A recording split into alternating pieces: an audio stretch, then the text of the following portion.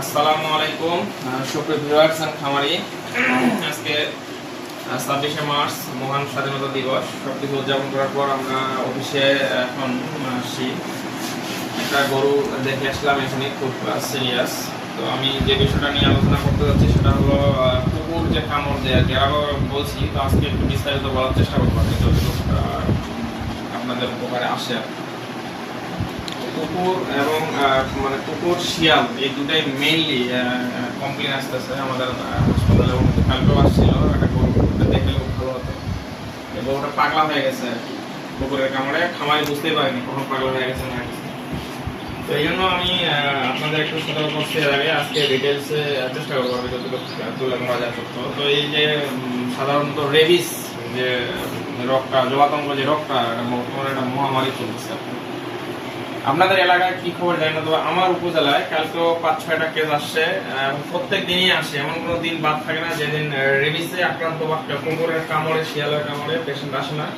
এরকম দিন খুব কমই হয়, ফ্যান্ড অফ করে দেন। বিশেষ করে কুকুরের কামড়ে প্রতিদিন আসে স্যার। প্রতিদিনই আসে। আপনার লাস্ট 1 মাসের অভিজ্ঞতা বলেন দেখি যে কিরকম আসে। আমিও দেখা গেছে প্রতিদিনই হাসপাতালে আসি। সেক্ষেত্রে দেখা যায় যে দৈনিক না হলে 3-4টা ন্যূনতম আসবে কুকুর কামড় দেওয়া, মানে ছাগল অথবা বাছুর অবশ্যই ন্যূনতম 3টা আসবে।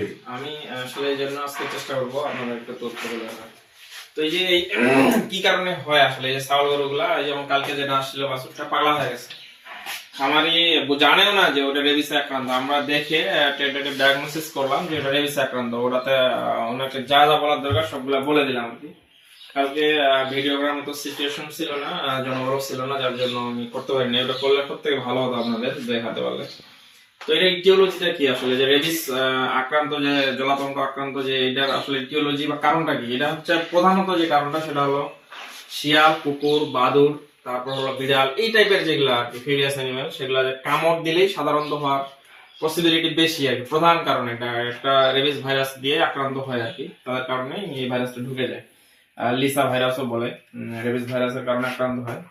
তো প্রধানত কিন্তু তাদের বাইটিং এর কারণেই সাধারণত ছাগল, গরু বা যারা আমরাও আক্রান্ত। এটা কিন্তু একটা জেনেটিক ডিজিজ। এই জন্য এটা খুবই রিস্কি আমাদের জন্য, খুবই রিস্কি। এই জেনেটিক ডিজিজটা এই জন্যই যেগুলা ওদের থেকে আমাদের আসে, আমরা বুঝতেও পারি না কিন্তু, যে ওই অ্যানিমেলটা আমরা হ্যান্ডেল করলে আমাদের মধ্যেও আসে কিন্তু। তো ওই জন্য এই রোগের ইটিওলজিটা আপনাদের একটু জানতে হবে, কোন জায়গা থেকে এটা হয় আর কি। হ্যাঁ, এটা ট্রান্সমিশনটা কিভাবে হয়। ট্রান্সমিশনটা হলো আপনার ছড়ায় কিভাবে, সেটা হলো আপনার যেই যখন কামড় দেয় বাইটিং এর মাধ্যমে প্রধানত এটা ছড়ায়, 1 নম্বর কারণ। 2 নম্বর আপনার হচ্ছে যে এনিমেলটা আক্রান্ত হয়ে গেছে অলরেডি রেবিসে, তার চোখের যে লালাটা পড়ে, তারপর হলো নাকের যে লালা, অনেক সময় মুখ থেকে যে লালা স্যালাইভেশন হয়, এগুলার মাধ্যমে কিন্তু সাধারণত আক্রান্ত হয়। মানে এগুলো আমরা জানিও না অনেক ক্ষেত্রে যে স্যালাইভেশন হয়, আমরা ভাবি অন্য কিছু, কিন্তু এর ভিতরেও রেবিসের কারণ থাকতে পারে। কালকের কারণটা দেখে আমি বুঝছি, আরও আসছে। তো আমি দেখার সাথে সাথে বলে দিছি, ধরে নিছি যে এটা এই সমস্যা। তো ওই জন্য আপনাদের ট্রান্সমিশনের যে রুটটা, এটা আপনাদের জানতে হবে কোন কোন মাধ্যমে ছড়ায়। এটা আপনাদের ইনকিউবেশন পিরিয়ডটা কত, এই যে রেবিস ভাইরাস এটা কতদিন পর্যন্ত সাস্টেইন করে, বা কোন সময় কামড় দিলে কখন ভ্যাকসিন করতে হবে আপনাদেরকে, এগুলো খুব গুরুত্বপূর্ণ আপনাদের। ইনকিউবেশন পিরিয়ডটা হচ্ছে সাধারণত আমরা এটা জানি যে 2 সপ্তাহ থেকে 8 সপ্তাহ পর্যন্ত এটা সাস্টেইন করে, কিন্তু আবার অনেক সময় 10 দিন থেকে কয়েক মাসও চলে যায় ভাইরাসটা আক্রান্ত, মানে কামড় দিয়ে থাকা যায় কিন্তু ওখানে। তো ওই জন্য এই ভাইরাসটা যখন অ্যাটাক করবেই, সাথে সাথে আপনারা প্রিকশন বা প্রিভেনশন মেজার গ্রহণ না করলে বিপদ আছে। আমি পয়েন্টে চেষ্টা করবো আপনাদের তুলে ধরার। এটা হলো যখন আক্রান্ত হয়ে যায় তখন কি সাইন সিমটম সহ লক্ষণগুলো কি কি দেখা যায় সাধারণত। তো এটা লক্ষণগুলো সাধারণত আমরা জানি যে প্রধান যে লক্ষণ এটা হলো যে আপনার যখন ডগটা কামড় দিয়ে দেয় যাকে, সে যখন আক্রান্ত হয়ে যায়, তখন প্রধান কারণটাই হলো তার বিহেভিয়ারাল চেঞ্জ চলে আসছে আর কি। 2টা টাইপস আছে, একটা হলো নার্ভাস ফর্ম, একটা ফিউরিয়াস ফর্ম, কিছু ডাউন ফর্ম, অনেক 3-4টা স্টেজ আছে। তো আমি এভারেজে বলি যে বিহেভিয়ারাল চেঞ্জ মানে তার ব্যবহার পরিবর্তন হয়, হঠাৎ করে পাগলা মেন্টালের মতো হয়ে যাবে সে। যেটা প্র্যাকটিক্যাল এক্সপেরিয়েন্সে গতকালকে আমরা এরাও দেখছি, কালকেও দেখছি, এটা তুলে ধরতে পারলে ভালো হতো।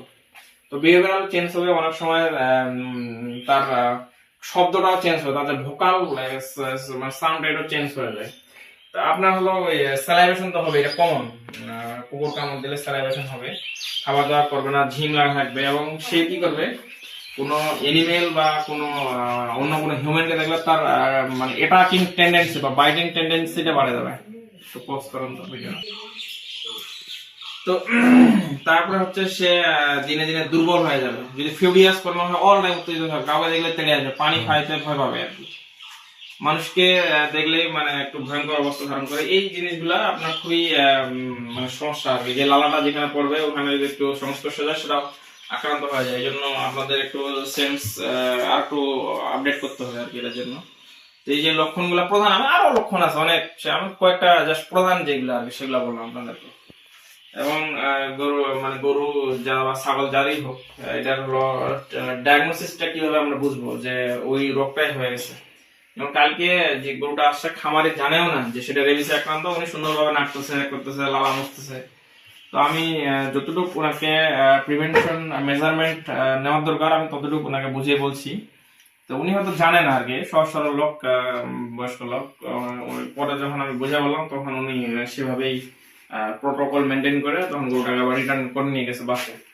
তো এই যে ডায়াগনোসিসটাও আপনাদের খুব ইম্পর্টেন্ট। যে কোনো ডিজিজের ডায়াগনোসিস আপনি করতে পারবেন মানে আপনি চিকিৎসা জানেন। ডায়াগনোসিস না করতে পারলে কোনো লাভ নেই, আন্দাজ ফেলে চিকিৎসা দিতে হবে আপনাকে। ডায়াগনোসিসটা এটা হচ্ছে কনফার্মেটিভ ডায়াগনোসিস। একমাত্র যদি সেটা করতে পারেন সেটা হলো আপনাকে লেভেলে যেতে হবে, আর নয়তো আপনাকে জিনের বাচ্চা হতে হবে আর কি, আধ্যাত্মিক কিছু হতে হবে। কনফার্মেটিভ বলে কোনো সম্ভব না লেব টেস্ট করা আগ পর্যন্ত।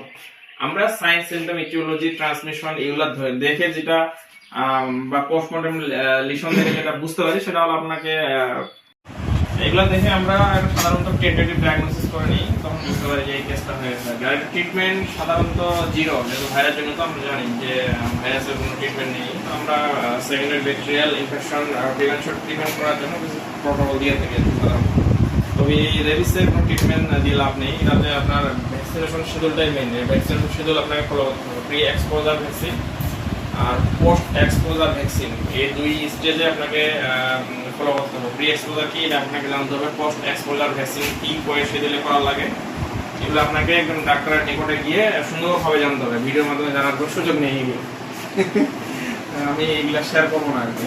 ট্রিটমেন্ট প্রোটোকল ফেসবুকে শেয়ার করা ঠিক না। তো ওই জন্য কারণ হচ্ছে ওই ট্রিটমেন্ট প্রোটোকলটা আপনার হচ্ছে এফেক্ট সাইড সিমটমের উপর ডিপেন্ড করে নির্ভর করে আর কি, যার জন্য এগুলো শেয়ার করা ঠিক না। এটা একজন একভাবেই ট্রিটমেন্ট করা থাকে আর কি। যেটা আমি বললাম আপনাদের দুই স্টেজে ভ্যাকসিনেশন ফলো করতে হবে অবশ্যই। আর যেখানে কামড় দেয় আর কি, প্রিভেনশনটা কিভাবে করবেন আপনারা একটু চেষ্টা করবেন যে ওই কুকুর এড়াই চলার চেষ্টা করবেন।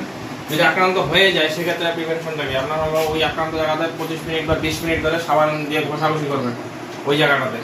হাতে গ্লোভস পরে হ্যান্ডেল করবেন আপনার অ্যানিমেলগুলা বা যে বার্ডগুলার হবে এরকম। এই জন্য তারপর হচ্ছে আপনার ওই যে জায়গাটাতে কামড় দিবে ঘা করে ফেলে অনেক সময়, ওগুলোতে একটু ভারিন, প্রোভিন, প্রভিসেপ এই ধরনের আর কি, যেগুলো অ্যান্টিসেপটিক এই টাইপের ওষুধ দিয়ে আপনাকে একটু সুন্দর জায়গাগুলো ওয়াশ করতে হবে আর কি। তবে মেইন হচ্ছে সাবান দিয়ে ধোয়াটাই ভাইরাসটা দুর্বল হয়ে যায়। তো এই কিছু জিনিস আপনাকে একটু অ্যানিমেলগুলোকে রেস্কিউ করার জন্য প্রতি বছরই ভ্যাকসিন করতে হবে আপনাদের। এই জিনিসগুলো একটু সাধারণ জিনিস, এগুলো আপনাকে মেনটেন করে চলতে হবে।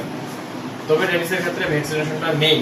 অনেকে আসে কমপ্লেন করে, প্রশ্ন করে আমাকে যে কখন করতে হবে ভ্যাকসিন। এটা হলো কোয়েশ্চেন যে কখন ভ্যাকসিন করতে হবে। সাধারণত আমি বলি নিয়ম হলো 24 ঘন্টার মধ্যে, যত আর্লি সম্ভব, 12 ঘন্টার ভিতরে বা 24 ঘন্টার ভিতরে যত এস পসিবল আপনি আসতে পারেন আমাদের কাছে, তত ভালো ভ্যাকসিন করার জন্য, তত দ্রুত কাজ হবে। আর ওই কামড়টা মানে ডগ যে বাইটিং করলো সেটা কোন জায়গায় করবে এটা একটা ফ্যাক্টর। এটা যদি আপনার হেডের কাছাকাছি, যত কাছাকাছি হবে তত আক্রান্ত হওয়ার সম্ভাবনা কিন্তু বেশি।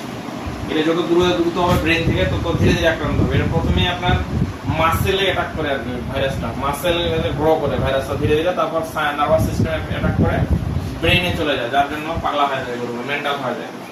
তো এই টাইপের জিনিসগুলো আপনাকে জানতে হবে আর কি, কত ডোজে করবেন এটা জানার জন্য আপনাকে আমার কাছে আসতে হবে, বা আমার মতো যারা জানে মোটামুটি এক্সপার্ট আছে সারা বাংলাদেশে তাদের শরণাপন্ন হতে হবে। এগুলো খুব সেন্সিটিভ, এগুলো ভিডিও দেখে শেখার সুযোগ নেই, এগুলো আপনাকে সরাসরি যায় তাদের কাছ থেকে শিখতে হবে। তো আপনাদের এই ভিডিও দেখে যদি সামান্য পরিমাণ উপকার হয় সেখানে আমার সার্থকতা, এবং আমি রেগুলার ভিডিও তৈরি করে থাকি। ধন্যবাদ।